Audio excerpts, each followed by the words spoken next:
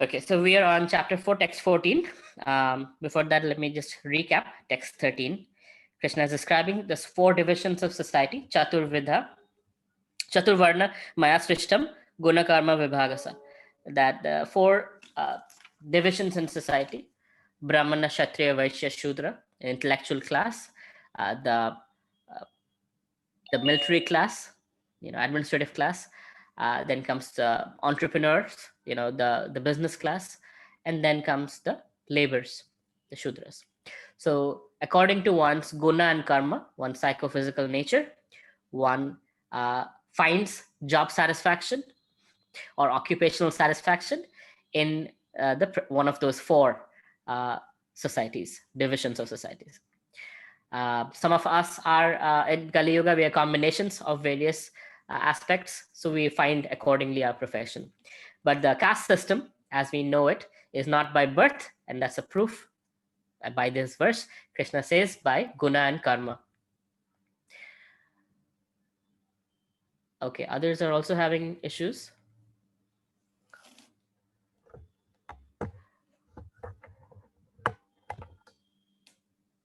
Multiple people are saying my voice is not audible.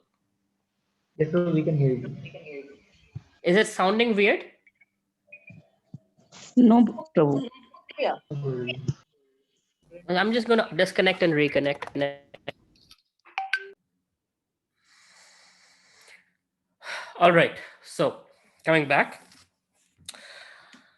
So according to the 3 modes of nature, one is associated with various professions, and Krishna is saying is caste system is not by birth, it is by guna and karma. Certain inclinations one has, and accordingly one can choose a profession and be satisfied in one's occupational duty. And the next verse, Krishna is saying that Krishna is not bound by such things.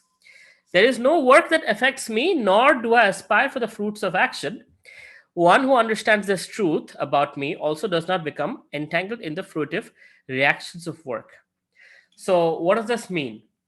So, it means when you're doing something, you are entangled. How are you entangled? Karma bandhana. Entangled by, if I do this, I'm going to get that. Now, what's the entanglement? If I don't get that, I'm going to be very unhappy. And as adults, we realize that almost 90% of the things we look at won't work exactly how we planned. It will be a variation. In some cases, it won't be at all according to our plan, but it will be a variation somewhere, right? And if you understand that, we don't get attached and depressed about, oh, why did it not go as per my plan? And uh, that leads to the motivation of the work that we do, how we do the work, what we do, etc. Right? So Krishna is saying, don't get entangled in the outcome of the work. Right? Just like Krishna, he say, I do not aspire for the fruits of action. Uh, there is no work that affects me. So if it is your duty to tell the truth regardless of what the outcome might be. Right? Of course, you can always sugarcoat the truth, but truth, not a lie, right?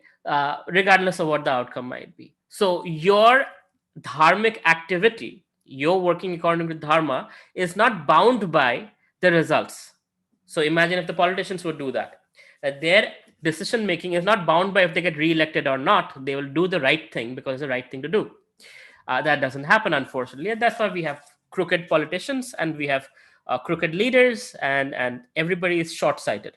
They want to be popular than right. There's a difference between being right and following what is popular. Srila Prabhupada says, as there are constitutional laws in the material world stating that the king can do no wrong, or that king is not subject to the state laws, similarly the Lord, although he is the creator of the material world, he is not affected by the activities of the material world. So Krishna, all the laws, right or wrong, doesn't apply to Krishna because he's the creator. Right? It's all his. He creates and remains aloof from the creation, whereas the living entities are entangled in fruitive results of material activities because of their propensity for lording it over material nature, material resources. The the proprietor of an establishment is not responsible for the right and wrong activities of the workers, but the workers are themselves responsible. The living entities are engaged in their respective activities of sense gratification, and these activities are not ordained by the Lord. For advancement of sense gratification, the living entities are engaged in the work of this world and they aspire to heavenly happiness after death. So we get entangled with my work, my car, my family, my this and my that is because we are allowing the results to entangle with our senses. Remember that horse, the chariot, the five senses, that picture. So we allow ourselves to get entangled, whereas Krishna does not. For him, he'll do the right thing regardless of what the outcome is. Krishna hurled with the chariot wheel to kill Bhishma, even though it would have meant that he would be called a liar, right? He didn't care. Like, this is the right thing to do. I am Bhakta Vatsal. I am God and I care for my devotees, and that's the principle I'm going to uphold regardless of what the future says, right? Or marrying the 16,108 wives. People don't realize that those 16,108 women were abducted by Narakasura, and they would have not been married to anybody. They told Krishna, kill us already, because what is our life after you free us from Narakasura? No, everybody is going to say bad things about us. People are not going to respect us. They're going to say we are women who are not of character. So you basically, by freeing us, you're telling us to die, unless you marry us and you give us shelter. So Krishna married all of them and gave them each a palace with all the facilities of a queen and made them the queens of Dwarka, right? And but what do people say? Oh, Krishna is such a this and a such a that, that he is married 16,000 wives. Why does your God marry 16,000 wives? They don't know, and Krishna doesn't care. But the point is, he does the right thing, sheltering those who ask for his shelter, right? So similarly, we don't have to be affected by the outcome. We have to do the right thing, and if we protect dharma, if we do the right thing, if we follow Krishna's words, victory, morality, all opulence, and is waiting for us. It might be hard to imagine, but that is what it is. It might be struggle in the beginning. To follow the path of Dharma, struggles in the beginning. But there's victory, morality, all opulence, as the last verse of Bhagavad Gita says, is waiting for us. Right? That's the whole idea. That we follow the dharmic path. So don't get entangled by the outcome.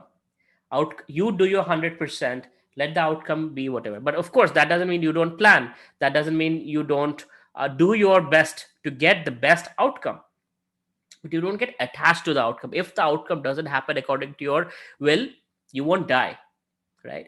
You're not going to cry over it. It's just another thing, and you move on to the next goal and try to give you 100% for the next goal. And honestly speaking, being an entrepreneur all these years, that has always been the principle, right? Sometimes you make the right decision and you're profitable. Sometimes, even in spite of all the knowledge and the right things, you don't get the right outcome, and you just pick yourself up and you move on to the next thing and you give your 100% again and again and again and again. And there are shares where you have, some success, and there are shares of losses, and that is life, right? But the important thing is, in your conscience, in your heart of hearts, you did your 100%. You didn't leave anything unturned. You did your whatever you could to see that the right outcome comes in, and that's all you can do. That is all that is in your control. The rest is in the control of various other things, including God. Right? Man proposes, God disposes. Okay. Text 15. Somebody wants to read? Unless anybody has any questions.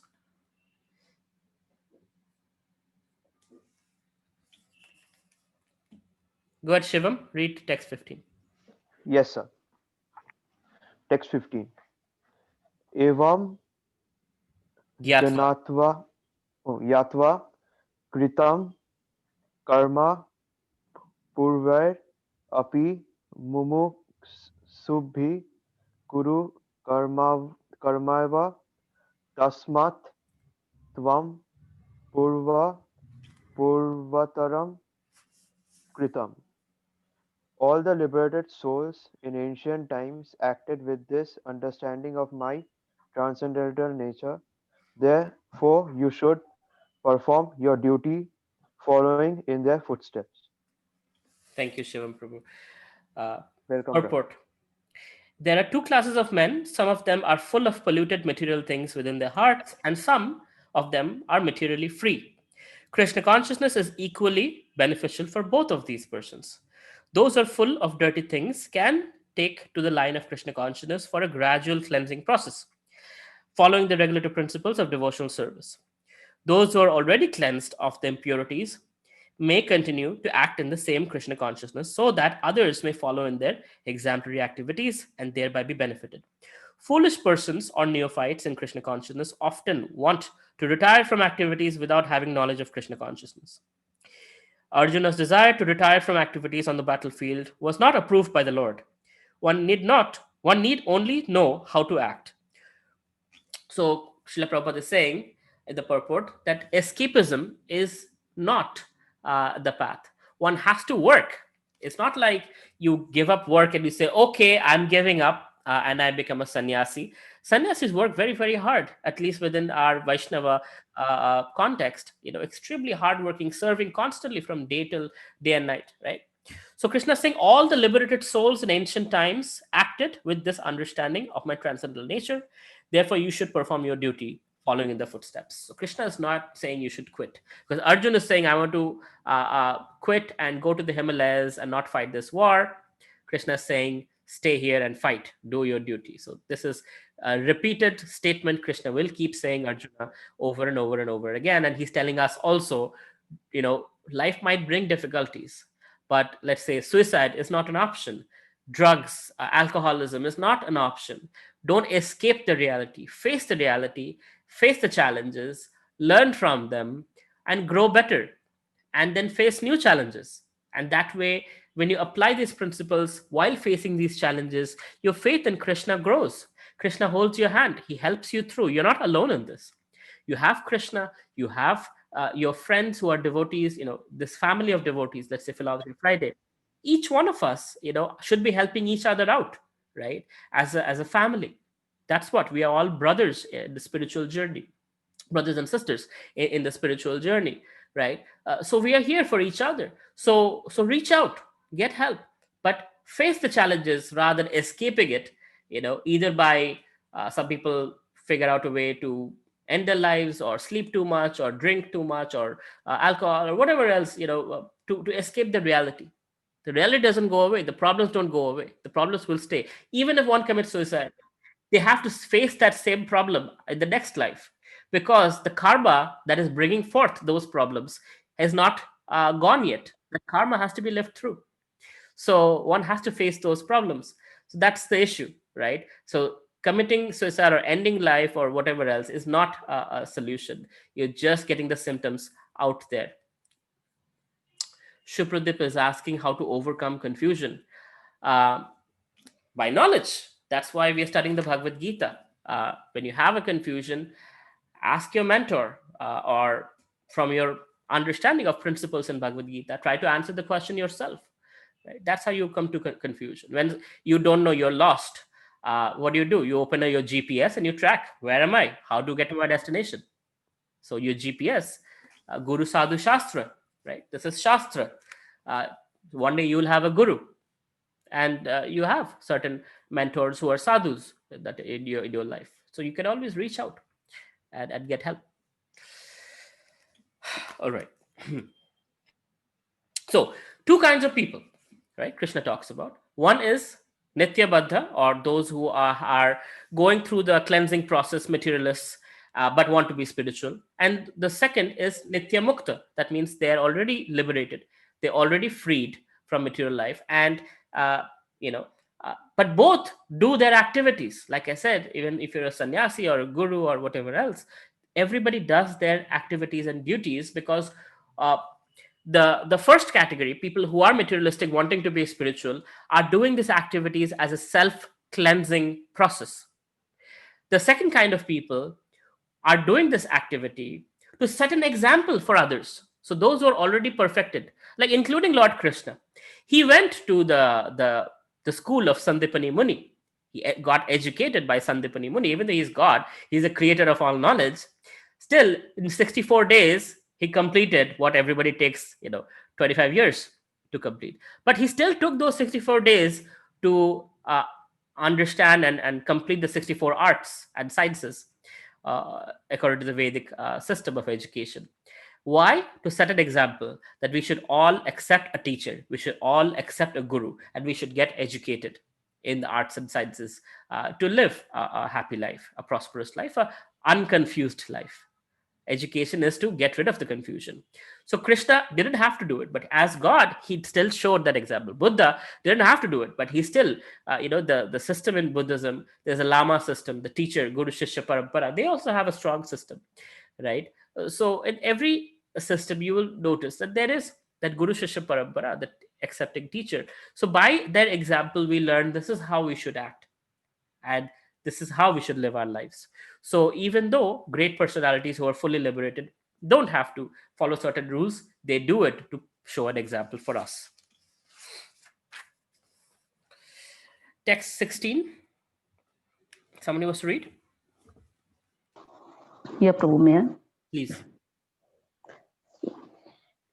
Kim karma, kim karmati, kavyo yatra mohita, tatte karma pravashyami yajyatva moksha se ritu bhat. So even the intelligent are bewildered in determining what is action and what is inaction. Now I shall explain to you what action is, knowing which you shall be liberated from all misfortune. Thank you so much, Amit Prabhu. All right. So, Krishna is like, even the intelligent are bewildered in determining what is action and what is inaction. So, to answer your question, I'm sorry, somebody asked that question. Who was it? Supradip. Confusion, right? So Krishna is just talking about this. That even intelligent person gets bewildered or confused, right? In determining what is action and what is inaction, what to do and what not to do. Now I shall explain to you what is action, what action is, knowing which you shall be liberated from all misfortune. Would you like to be liberated from all misfortune? I'm hoping yes. The answer is yes, right? So Krishna is going to explain by how to act so that you can be liberated from all misfortune. So let me read the next verse. Karmano hi api bodhavyam bodhavyam cha vikarmanah akarmanascha bodhavyam gahana karmano gati. The intricacies of action are hard to understand, therefore one should know properly what action is, what forbidden action is, and what inaction is. Text 18, Krishna is saying, Karmani akarma ya pasyad, akarmani cha karmana karmaya, sa buddhiman manushye, sa yukta Krishna karma krit. Sorry, kritsna karma krit. One who sees inaction in action and action in inaction is intelligent among men, and he is in the transcendental position, although engaged in all sorts of activities. 19, Krishna is saying, Yassa sarve samarambha kama sankalpa varjita ज्ञान ज्ञानाग्नि दग्ध कर्मानम tam ahu panditam buddha. One who's understood to be in full knowledge, whose every endeavor is devoid of desire for sense gratification, he is said by sages to be a worker for whom the reactions of work have been burnt up by fire of perfect knowledge. Okay, I'm going to explain something to you, and you should listen very carefully now. There are different kinds of action. So we are talking about karma here, right? This karma, akarma, vikarma. So karma means activities. You do something, you get some reaction. Uh, Then there's karma that is transcendental. That means things that you do in Krishna consciousness that does not have any reaction. So eating prasad. So when you're eating vegetarian food, for example, you're killing plants, and there is a karma for killing plants. Of course, if you're killing animals, you're getting maha karma for hurting animals that have much more pain sensitivity. But even killing plants has karma, for example. But when you offer that same thing to Krishna, same food to Krishna, and Krishna accepts it, then you get Mahaprasad, right? The prasad, that is mercy of God. It doesn't have any karma, it has mercy. So that is your spiritual credits, right? So by following that process, you get uplifted in the spiritual process.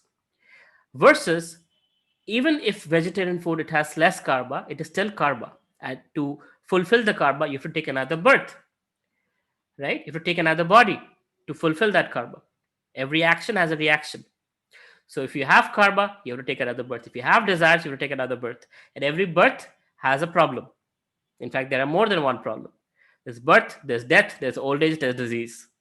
Death of other people, death of yourself, fear of death, old age, nobody likes to get old, disease, nobody likes to get diseases. Those are four things you're going to suffer if you have a body, any body, but if you have a body. Then there are problems caused by higher beings. There are problems, that means the demigods. So hot, cold, tornado, cyclone, earthquake, etc. There are problems caused by your own mind and body, adhyatmic klesha, right? So own mind and body causes stress, anxiety, and all of those problems. Adi Daivik Klesha, the demigods, causing, natural calamities and things like that. And Adi Bhautik Klesha, your boss, spouse, siblings, kids, parents, causing you pain and suffering from different angles. So taking another birth means all of those things are reality. And in the middle, you get a little gap of happiness and you feel, this life is worth it. But then you have to face with all these other problems. So whenever you have karma, good or bad, you have to take birth to live through those karma. And whether your birth is good or bad doesn't matter. Just like being in a prison cell, good or bad, it's a prison cell. You might be a Vijay Malia and have a better facility. You might get some TV in the prison cell, right? But it's still a prison cell. You don't have freedom, right? Or you might be a crook, a thief, or a pocket mar, and be in a prison cell, and you see the worst of it. But point is, both Vijay Malia or a crook, or both are crooks, but would be in a prison. Their freedom is limited. So the point is, whether it's good karma or bad karma, it's all bad, right? Whether you're in heaven, whether you're in Bhumandala, Earth, or whether you're in hellish planets, it's all material world. And if you are born, you have to die, and you have to suffer through all of these things. The good thing about demigods is they don't have to go through old age and disease. They just have a lifespan, and as the lifespan ends, they have to come down, take birth again as humans in most cases, and then continue the cycle, right? But you have to suffer, right? As long as you have a material body, you have to suffer birth, death, old age, disease, problems caused by other living entities, problems caused by demigods, problems caused by your own mind and body. That's the reality, right?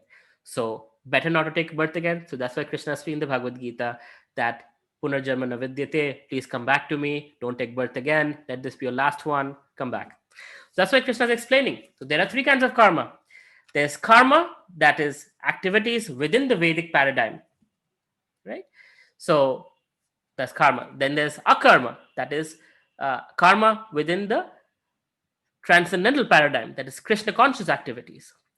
And then there's vikarma, that is against the Vedic paradigm, right? So severe karma that leads to severe bad results, and you're born in Kali Yuga, and you have to suffer through all kinds of problems, searching for a job, getting into a college, oh man, coronavirus, all kinds of issues we have to suffer through being born in Kali Yuga, because we couldn't make it in Satya Yuga, we couldn't make it in Treta Yuga, we couldn't make it in Dwapar Yuga. And finally, in Kali Yuga, we are all sitting in Philosophy Friday, and hopefully, this will be our last birth. Well, at least Krishna says that in chapter 2 to encourage all of us that Swalpam hi asya Dharmasya trayato mahato bhaya, that you've taken the slightest step in dharma, you are freed from the greatest fear, right? At least you'll get a human birth in your next life, not be born as a dog or born in hell. You'll be born in a human life because you're studying the Gita. You guys are so fortunate. We all are. I'm in myself included. Who knows? I'll be born as a goat, probably eating so much meat and whatnot, right? But we are all saved from all of that because we are in this journey together of Krishna consciousness. And what to speak of those who take it seriously? What to speak of those who attain perfection, right? For them, Krishna personally comes to take us back to Godhead, or Krishna sends his own representatives to take us back to Godhead, right? So that's powerful. There's no loss in this process. It's a very wonderful process where we are protected from all the painful things of Kali Yuga, right? As devotees of Krishna. So that's the whole point. Is Krishna, not only you have to wait till death to get all the good things. All the good things start coming in as you start your journey in Krishna consciousness. All auspiciousness comes in, Krishna's presence comes in your life, and you will see the difference, how you used to be and how your life is now. There's a clear sense of protection. Okay, a few questions and comments out here. Let's see. I don't know why, but I don't find any suffering. Good for you. Why are you complaining, Harish? Anant is saying started from birth only. Amog Karthik is saying, hello Prabhuji. When I am alone at home or listen to any kirtan, I get too emotional and I pray with teary eyes. But when I visit a temple and I stand in front of the idol, I am totally blank and I don't know how to pray. What should be the emotional while praying? So the first problem, Amog Prabhu, is that you think they're idol. We are not idol worshippers. We are deity worshippers. And that is not just an idol. That is Krishna and Srimati Radharani right in front of you. If you can see them as Krishna and Srimati Radharani, you will have the same feelings that you're getting when you're hearing Kirtan. But if you see them as stone statues, then it's just stone statue. Krishna is saying, Ye yatha mam prapadyante tam sataiva bhajamiham. To the way you approach me, that way I reciprocate. So you approach them as Radha and Krishna, that this is the personality of Godhead who has manifested himself just for, giving us shelter. That's so kind of him. Thank you, my Lord. You're here for us. Pray to him in that mood that this is Krishna personally standing, and you will get the reciprocation of Krishna personally talking to you. Right? To the degree you can do that, to that degree you will feel the reciprocation. Charu Arora, Charu Mataji is saying, one who sees inaction in action and action in inaction. Please give an example. Yeah, I'm getting there. There's a lot I'm going to cover. So one of the ways to understand karma, akarma, vikarma is follow the path of Mahajans, right? Mahajano hi gatano pantham. So follow what great people do. So we have great examples in front of us. Srila Prabhupada. We have examples from our scriptures. Sri Chaitanya Mahaprabhu, Prithu Maharaj, Dhruva Maharaj, Prahlad Maharaj. Great devotees of Krishna. Arjun himself, Yudhishthir Maharaj. Right. So great personalities. They set great examples. So Srila Prabhupada is stating that in action in Krishna consciousness has to be executed in accord with the examples of previous bona fide devotees. This is recommended in the 15th verse. Why such action should not be independent will be explained in the text to follow. So, our action, we should question ourselves, would Srila Prabhupada act like this? Or would Krishna want me to act in this way? In this situation, how should I act that would please Krishna? Do I have any examples from scriptures that I can corroborate with and see if this is how I should be acting? And if there's any question, you can always WhatsApp me. I generally respond in the Philosophy Friday group within a few hours. So I'm always there to answer that question. But the point is, our actions should be aligned with those who are the sadhus, Guru, Sadhu, Shastra, right? So the great personalities, what would they do in this situation? And accordingly, we should act. In my case, I've been very close to my mentor and my spiritual master. So I always have examples, that in this situation, they did this. So I should not overreact. I should do this, right? I always have that way of acting. I have the, like, this is the way to act. This is the golden principle. Now, I'm not saying I can always do that. I'm a very, very bad student. I'm a very bad mentee. But I try my best wherever possible to follow their footsteps, to follow their examples. And that's pleasing to Krishna, that the fact that you're even trying to be following in the footsteps of the previous acharyas, your teachers, your mentors who are Krishna conscious, right? The fact that you're trying, Krishna will help you. He'll lift you up and he'll help you succeed in trying better and achieving better results of following in the footsteps of dharmic personalities, Krishna conscious personalities, right? Okay.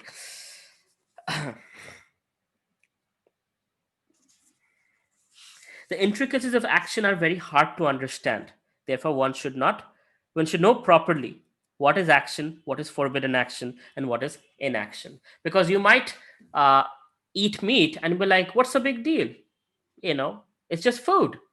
So you might not know that what is waiting for you. But according to karmic principles, according to Manu Samhita, you will have to be born as a goat and be slaughtered, right? So there is a proper principle in place for that. If you're stealing money from the government, nobody knows. Okay, what's the big deal? You might have health bills that you might have to pay that money, or next life or this life. Somehow or other, it will all be evened out. Karma is very specific, very precise, and you cannot get away with this. So Krishna is saying that it might not be easy to understand. You might not be able to understand that what are the outcomes of doing certain activities. That's why scriptures are there. Scriptures are saying don't do this and do this, right? If you do this, there are very significant consequences, right? If you do, you know so accordingly, we know, now that we have knowledge, we can choose to act in a certain way. But then what happens?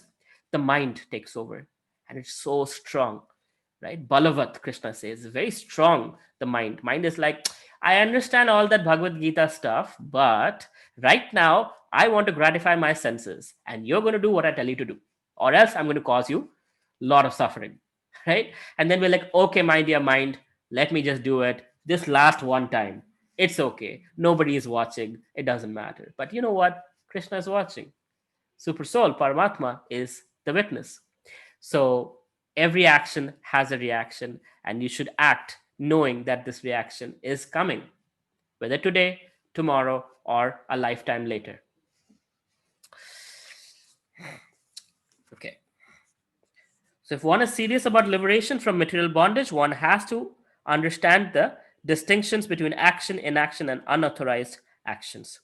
One has to apply oneself to such an analysis of action, reaction, and perverted actions, because it is very difficult subject matter.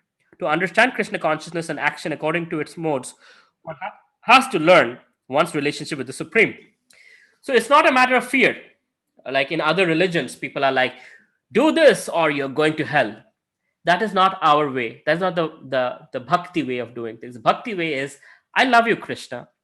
And if this bothers you, I won't do it, or I'll try to reduce it. Because I love you, I'm trying my best to align with your instructions. I'm struggling. I beg you, kindly help me, my dear Krishna. I want to be your devotee. I'm struggling with my mind and intelligence and my senses. I'm used to being in a certain way, but I want to transform. I want to live a pure life. I want to be your devotee. I want your shelter. I want your presence in my life. I want you to be in my chariot, my dear Krishna. So please allow me to love you. Allow me to experience you. How beautiful you are, how loving and kind you are.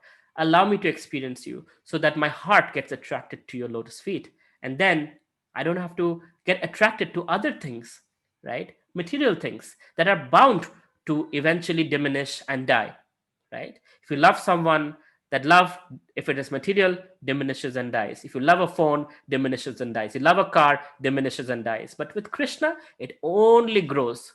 Anandam Buddhi Vardhanam. Anandam, ocean of Ambudhi, ocean of Ananda, only growing and growing and growing and growing. And Krishna is going to be there with you in this life, in your next life, if there's one, and in Vaikuntha, spiritual world. He's always there with you. Parents, grandparents, kids, siblings, lovers, all change.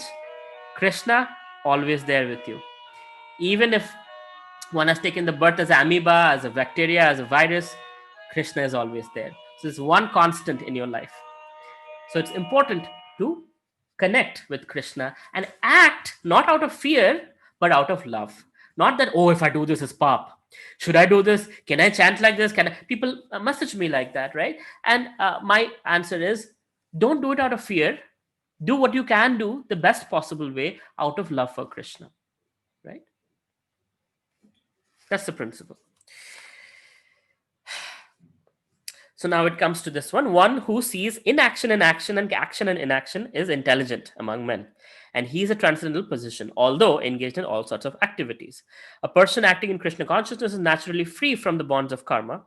His activities are performed for Krishna. Therefore, he does not enjoy or suffer any of the effects of work.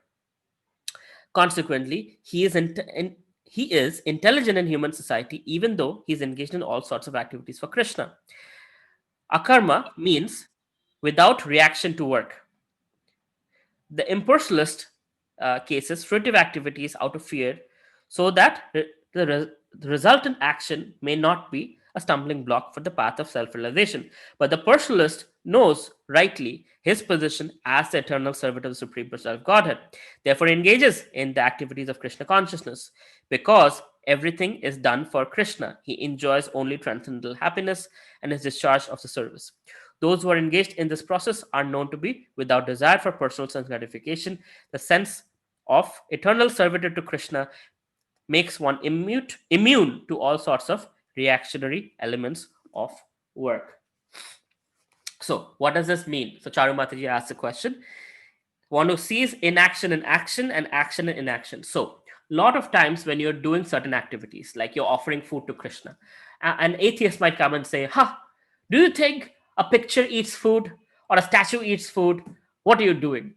So they don't see what you see. You're seeing that Krishna can accept your food just by looking at it, right? In Brahma Samhita, it is said that we have our senses, the five senses, and we can only use them for certain purposes: ear for hearing, nose for smelling, uh, taste, tongue for tasting, etc. But Krishna's case, you can use all his senses for all different purposes. He can eat through his eyes. He can speak through his ears or nose if he wants to, right? So Krishna can do anything. So Krishna is accepting the food. He says in chapter 9, text 26, Bhagavad Gita, that Asnami, I eat when you offer with love. I eat, and he eats by seeing it. Through his eyes, he's eating your food. So when an atheist comes and says, "Ha, what are you doing? Waste of time, offering food to a statue." In your eyes, you see action in so called inaction. You see Krishna is eating. It's prasad.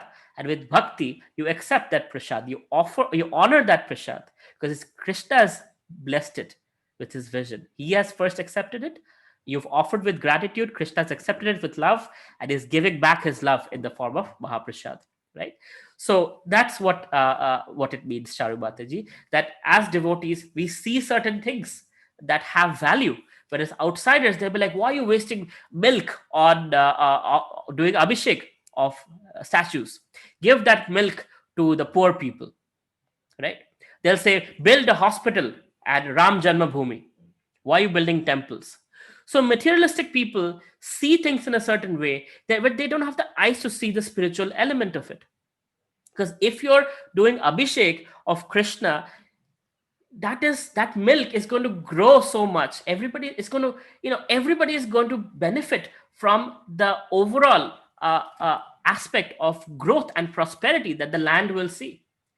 In chapter 3, Krishna says that from sacrifices come rain, from rains come grains, and those grains, some of that you offer back in sacrifice, and like that the cycle continues. So when you're offering milk, when you're offering food, when you're offering different things, guess what? That milk is not wasted going to grain. Somebody's drinking it. It's food for somebody. But it's blessed food. It's prasad. It has spiritual potency that allows you to be spiritually nourished, and it allows, because you're offering that, you're doing kirtan, the vibration is purifying that ether that space, it is bringing prosperity to that land, right? I've told the story multiple times. In Hyderabad, this happened during Srila Prabhupada's time. There was a drought for a long time. It was not raining for 3 years. And devotees did Harinam Sankirtan, and they proved Bhagavad Gita is true. Harinam, chanting of the holy name, is a fire as good as sacrifice. Yagya, Nama Yagya. So they did Nama Yagya, and rain started falling. It was all over the newspapers, right? It's a documented case. Same thing happened in Spain with Tamil Krishna Maharaj. Didn't rain. They did Harinam Sankirtan for 5-6 hours, and the sky cracked open and didn't stop raining for 3 days. Right. So beautiful examples. These are truths. But those who are materialistic people don't have access to the science of spirituality. So they don't see what we see. So seeing action in inaction and inaction in action, that's what it means. Does it help you understand, Charu Mataji? Yeah, but it is from the context of Krishna, or is context of us. I mean, we see in action, or the Krishna We is do. acting, or We we do. are acting. Yeah, We do. we do. We Okay. Yeah. Thank you. Yeah. Sure. Hare Krishna. Thank you. Okay, there are a few other things mentioned here. Let's see. Sohil is saying, can animals, microorganisms ever connect to Krishna? Do they have the intelligence or sense to connect with him? They don't. And that's why it's our responsibility to connect them. That's why when we offer milk to Krishna, we're benefiting the cow. When we're offering orange juice to Krishna, we're benefiting the orange tree. We're benefiting the driver who drove that truck carrying that orange from the plantation to the city, right? We are benefiting the store owner. We are benefiting every person on the way who helped that orange reach the altar, right? So by bringing things to Krishna, by offering things to Krishna, we are benefiting all the people, all the living entities who are engaged somehow or other in this process. That's why it's our duty as humans, because we have the knowledge, that we connect these lower beings into somehow or other to Krishna. Like when my best friend and I learned about this, we used to go to shopping malls and parks and chant to the trees and plants and butterflies and dragonflies, Hare Krishna, Krishna Krishna, Hare Hare, Hare Ram, Ram Ram, Hare Hare. Benefiting them. Like you hear the holy name and you get connected to Krishna. It's that easy, right? One time Srila Prabhupada was in Africa. I think it was Kenya or something. And there was this very slimy looking ugly creature, and there was this Mataji, this devotee, female devotee. She's like, ew, what is that? Srila Prabhupada says, oh, poor creature, chant to that creature. So she actually chanted to that creature. It's like, wow, this is how Srila Prabhupada sees the world. I see like, ew, what a disgusting creature, and Srila Prabhupada says, chant to the creature, right? That's compassion. That's how we connect all lower beings to Krishna, by either chanting Krishna's name or offering something to Krishna or giving them prasad, right, etc. It's our duty. Akshat Prabhu is saying, we have to love Supreme Personality of Godhead irrespective of situation we are in. Am I right? It's not we have to. We choose to, right? Nobody's putting a gun to your head that you have to love Krishna or else you die. No. But once we realize that we are from this personality, we have been created, we are his part and parcel, he's our father, naturally there's love, and when we see he's helping us through, whether we know him or not, he has always provided for us, there's gratitude in the heart, and that should develop that love for Krishna. And yes, that's wonderful when you love somebody, that regardless of the situation, that love doesn't change, right? Regardless of whatever happens, that love should not change. That's real love. Otherwise it's conditional love. Today you are here, you have money, so I love you. Tomorrow you don't have money, so I'll find somebody richer than you to love. That's conditional love. But real love is, regardless of what it is, I love you. Radharani is like, Krishna, I don't like it when you're with other women. But if it makes you happy to be with other women, I will be their maidservant at their house and serve them because it pleases you. Now imagine the kind of love she has for Krishna, right? I don't like to see you with other women. But if that gives you happiness, I will be their maidservant and serve them because it pleases you to be with them. That's selfless love. Right? Now, we're not there, but we are trying to be there. Right? Regardless of what you do, Krishna, I love you. I will not pray to demigods for, Om Jai Jagadish Hare, Dhana Sampad Ghar Ave, Kashta Mite Tanka, all of these materialistic prayers. Kashta Mite Tanka, Krishna is not a doctor. I mean, he is, but, he'll take care of you anyway. You don't have to pray for those kinds of things. Not required in bhakti. Krishna is involved in your life. Just bring Krishna in your life. He will take care of things for you without you asking for it. Right? Dhana, Sampati, they'll all come. Sudama got everything. He didn't even ask Krishna. He's like, oh, it's so embarrassing. Krishna's so rich. I'm so poor. He's washing my feet. God, I feel so bad. I don't want to ask him for money. And he's thinking, oh my God, my wife is going to yell at me at home. I went all the way to Dwarka to ask Krishna for some money because I'm so poor. He comes back, his whole village, not only him, his entire village has become all palaces. And his wife is looking like goddess of fortune, wearing all jewelry head to toe. It's like, wow, right? Why did Krishna do these things? To show us, even if you don't ask, I know your heart. I'm Paramatma, I'm sitting inside you. I will take care of you. If you're my devotee, if you let me take care of you. Because as devotees, the only thing we do is, Krishna, come to my life. As non-devotees, what do we do? Karma, action, reaction, action, reaction. I do this, I get this back. God is not part of karma process. He just created the system, and system runs on its own. You kill somebody, you get a life sentence. You rob somebody, you have to pay it through medical bills. You do something, you get something. That's it. Automated process. Bhakti, totally different. Krishna acts like a loving father now. He's involved in your life. He might not give you something you want because it's going to hurt you. He might give you something you never even thought of asking because it's good for you, right? So that's when he acts like a loving father, where he knows what is good for you better than you do. So he manages. With the demigods, what happens is, when you have karma, they will give you whatever you deserve according to your bank account. Like a bank teller, you go to a bank teller and say, hey, you know what, I need to withdraw so much from my account. They're not going to ask you, sir, with this money you're going to do gambling, it's not good for you. They're not going to give you life advice. They're going to just give you the money. Same with demigods, devatas, right? You ask Ganesha, you ask Chandra, you ask Surya, you ask Lakshmi Devi, whoever you ask. If you have it in your karma, you will get it. With Krishna, he will be like, hold on a second, is it good for you? Is it going to hurt you? Is it the right time for you? I'm not so sure. Let me build you up to it. So when your desires match what you deserve, I will give it to you. Right? Just like Kaun Banega Crorepati. All the Crorepati from Kaun Banega Crorepati had destroyed their lives because they don't know how to use wealth. They don't know how to manage money. So when you, in US, it's worse because people win these super lotteries that are like $200 million. Now somebody who's making $10,000 a year doesn't even know how many zeros are there in $200 million. And when they get that money, they start buying randomly. They'll get addicted to something. They will become proud. They will get all these friends they never had who will be like, pay for my child's tuition. Somebody's dying in my house. Can I have some money for this? Before you know, you are either in jail or you are addicted to drugs or you're committing suicide. You're depressed, something, because you don't know how to handle it. So it's actually harming you.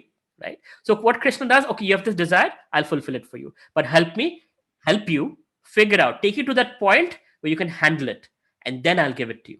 So it doesn't destroy you. Right? So sometimes it might take longer with Krishna than with demigods. We're like, kya, I was with Ganesh and he used to fulfill my desires so quickly. Krishna takes so long because he has a lot more. He knows a lot more and he has a lot more for you. Right time. Loving parent. Okay, let's see. Prabhu, I still didn't understand action, inaction, and vice versa. Let me see. Awesome, Prabhuji. Thank you, Prabhu. Love of Chaitanya Mahaprabhu. Excellent. Okay, so Sohil Prabhu. As devotees, we do certain things that to others, to a materialist, they don't see any value. So, for example, a devotee might be spending 2 hours a day chanting Krishna's holy name, 16 rounds. And somebody might be like, dude, if you were spending that time in stock market, you would be making so much more money. What are you getting by chanting? So they see that action as inaction. They don't see value in it, right? But we see value in it. Why? Because we know that this chanting is going to set me up for something much more. It's going to empower me to handle my entire day. is going to empower me because it brings Krishna to my chariot, just like Arjun fighting the war, right? Krishna in the chariot, Arjun wins. Duryodhan has much more army, much more wealth, everything in his favor. Bhishma, Kripacharya, all these great personalities. He doesn't have one person, Krishna, and he loses, right? So apparently, when Arjun chose Krishna and Duryodhan chose Krishna's army, Duryodhan thought, this guy is choosing inaction. Krishna has promised not to even fight the war. So what a stupid guy. I'm getting Krishna's army, which is invincible. So action and inaction doesn't make sense, Sohal Prabhu. You want to unmute yourself? Yeah, yeah. I understood that part, Prabhu. So, from what I understand, it is an atheist sees inaction in action, and a devotee sees action in inaction. Correct. But then it's in the purport. It says that they are intelligent among men, and he is in transcendental position, although engaged in all sort of activities. How can an atheist be in a transcendental position? No. Hold on. That's wait. Which text are you talking about? Text 18, Prabhu. Yeah. One who sees inaction in action. So, for example, okay, here's the opposite is also true. So, for example, somebody might be going to a bar for happy hour, and for them, that is enjoyment. So, as devotees, we see that as inaction because we're transcendently situated. Okay. You understand? So, Oh. we don't see value in so called materialistic sense enjoyment. Let's say in a drugs or a pool party or a whatever else, which is a waste of time. Like, why watch somebody screaming on TV when I could be using that same time to grow spiritually or chant Hare Krishna? So 2 hours I'm chanting Hare Krishna, that others and another person would be like, what a loser, wasting his time. I would see the other person as like, why is he wasting 2 hours of his life, watching gossip about some movie star? Right? So what I see as action, somebody else sees inaction, and what I see as inaction, right, they see as action. So what is of value to me depends on my perspective. If I'm Krishna conscious, certain things are valuable to me, and those things are not valuable to a person who's materialistic. Yeah. So the person being spoken about over here is a devotee, not an atheist. Correct. Both the things are applying to the devotee. Correct. Okay, got it, Prabhu. Thank you so much. Because Krishna is talking to Arjun, he's a devotee. Yeah. Thank you, Prabhu. Hare Krishna. Hare Krishna. Okay. What else? Wonderful. We want Krishna for purifying our life. Is this selfish love? Well, it's not selfish if the goal is, if I get purified, that then I can experience love of Krishna. That's not selfish. That's the goal of life. It is selfish. It's like, if I get purified, then I can have a lot of following. People will come, listen to me, and cry in ecstasy and give me a lot of donation.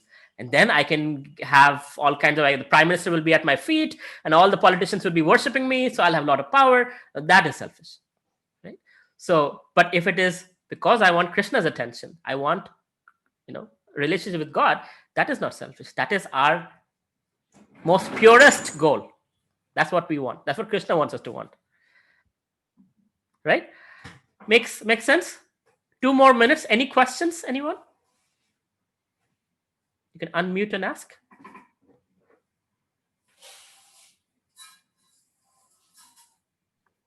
Prabhuji, there's a question in chat box from VK, someone. Santosh VK. Santosh, okay. How to run a business as service to Lord Shri Krishna with so many stakeholders pushing for profit. Please elaborate on this. You should push for profit. It's not like if you are a devotee, you should not make profits. You should be the best materialist possible, because that sets an example. Materialist in the sense that materially successful. That doesn't mean you're a materialist. You're doing it for Krishna. Arjun was the best archer, the best warrior. Why? He's doing it for Krishna. Right? So he was empowered by Krishna to be the best archer. When Krishna left this planet, one time Arjun was traveling with certain princesses, and they were attacked by a tribal bandits, and Arjun couldn't protect those princesses. And he realized, oh my God, all this time I was empowered by Krishna. On my own, I don't have any power. So the point is, be empowered by Krishna to be the best businessman you can be, the best entrepreneur you can be, to get the best profits, but not by unethical means, by dharmic means, right? Not by hurting people, not by exploiting people, not by fooling people, by doing all the right things. Now, that doesn't mean you don't find loopholes. That doesn't mean you don't find growth hacks. Of course, you do.